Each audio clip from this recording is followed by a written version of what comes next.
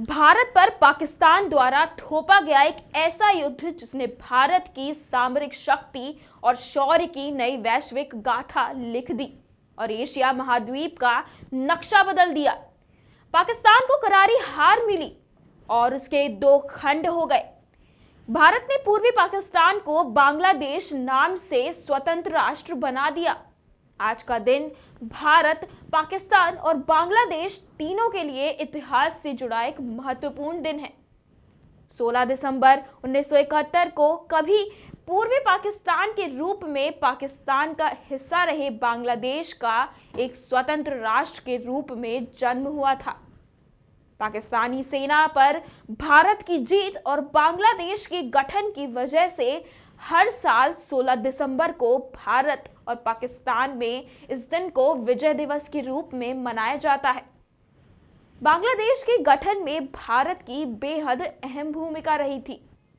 दरअसल पाकिस्तानी सेना के बांग्लादेशी लोगों पर जुल्मों सितम को लेकर ही भारत इस जंग में कूदने को मजबूर हुआ था। भारत के प्रतिरोध को लेकर पाकिस्तान और भारत के बीच तनाव बढ़ा और आखिर में भारतीय सेना की कार्रवाई के आगे पाकिस्तान के हौसले पस्त हुए और 16 दिसंबर 1971 को ही इतिहास के सबसे बड़े आत्मसमर्पण के रूप में पाकिस्तान के 93,000 सैनिकों ने भारत के आगे घुटने टेक दिए थे। इस विवाद की शुरुआत 1947 में भारत से अलग होकर पाकिस्तान और पूर्वी पाकिस्तान बनने के तब से ही पूर्वी पाकिस्तान के लोगों को शिकायत थी कि उनके साथ वहां न्याय नहीं हो रहा। पूर्वी पाकिस्तान के लोगों में उनके साथ पाकिस्तानी शासकों द्वारा किए जा रहे भेदभाव के खिलाफ सुलगते गुस्से ने धीरे धीरे प्रचंड विरोध का रूप ले लिया। 25 मार्च 1971 को पाकिस्तान के सैनिक तानाशाह जनरल याहिया खान के पूर्वी पाकिस्तान के लोगों के विरोध को सैन्य शक्ति से कुचलने का आदेश दे दिया। पूर्वी पाकिस्तान में बढ़ती इस हलचल के बाद भारत पर भी दबाव बढ़ा। नवंबर आते आते बांग्लादेश को लेकर भारत पाकिस्तान के बीच तनाव चरम पर पहुंच गया।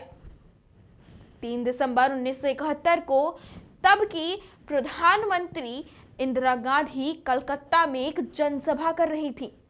तभी ठीक 5:40 पर पाकिस्तानी एयरफोर्स के सैबर जेट्स और लड़ाकू विमानों ने भारतीय वायुसेना पार कर पठानकोट, श्रीनगर, अमृतसर, जोधपुर और आगरा के मिलिट्री बेस पर बम गिराने की शुरुआत कर दी थी।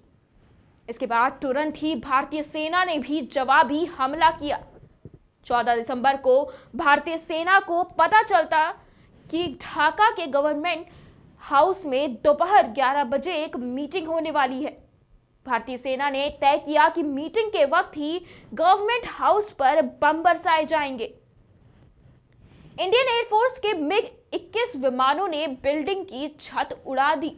उस मीटिंग में तब के पूर्वी पाकिस्तान के सेना प्रमुख जनरल नियाजी भी मौजूद थे, जो उस हमले में बाल बाल बच निकले। इंडियन एयरफोर्स के इस हमले के बाद पाकिस्तानी सेना पूरी तरह से घुटनों पर आ गई। 2 दिन बाद ही 16 दिसंबर 1971 को शाम करीब 5 बजे जनरल नियाजी ने 93,000 पाकिस्तानी सैनिकों के साथ भारतीय सेना के सामने सरेंडर कर दिया। उन्होंने अपने बिल्ले उतार दिए और रिवॉल्वर भी रख दी। उसी समय जनरल सैम मानेकशॉ ने प्रधानमंत्री इंदिरा गांधी को फोन कर बांग्लादेश पर जीत की खबर सुनाई।